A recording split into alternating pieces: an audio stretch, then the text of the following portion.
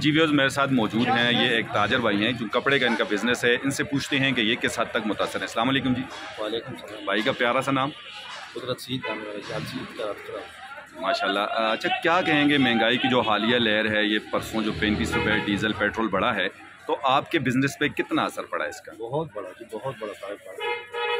اوپر سے لاہور سے بھی یہی مسئلے ہیں، جہاں 125 روپے میٹر تھا وہ ابھی 225 ہو چکا ہے۔ اسکول کے جو چھوٹے عرب کے کپڑے تھے وہ 75 80 یا 90 روپے میٹر تھے، وہ ابھی 160 170 روپے ہو گئے۔ کون لے گا جس وقت کھانے کے لیے کچھ نہیں ہے تو رہنے کے کیا چیزیں ملے گی، کوئی چیز ملے گی۔ اس لیے مہنگائی نے تو بالکل کاروبار تباہ کر دیا ہے۔ جہاں 20-25 ہزار سیل ہوا کرتی تھی، وہاں 5 یا 3 ہزار اور 5 ہزار پہ آ چکی ہے بازار۔ اور یہ آپ بھی دیکھ رہے ہیں بازار میں کیا ہے، کھانے ہی لے کے پہنے لے کے کون لے گا؟ جب کھانے کے لیے لیں گے تو پہنے لے کے لیں گے۔ تو مسئلہ بہت بڑا، مہنگائی نے تقریباً کاروبار کو بالکل ختم کر دیا ہے۔ اچھا آپ کس کو اس کا ذمہ دار سمجھتے ہیں؟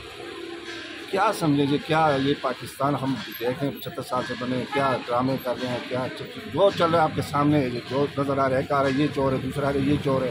ابھی بھائی چوری ہم جس نے کی ہے تو اس سے پوچھا جائے عوام کا کیا گناہ ہے، یا عوام سے کیا بدلہ ہمیں لینا ہے؟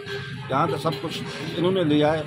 عوام تو بھائی جیسے بھی وہ کھانے کے لیے نہیں ملتا، کہنے لے کیا ملے گا، تو ذمہ وار تو یہی سائنسدان ہے اور کوئی بات نہیں ہے۔ اس کا حل کیا سمجھتے ہیں آپ؟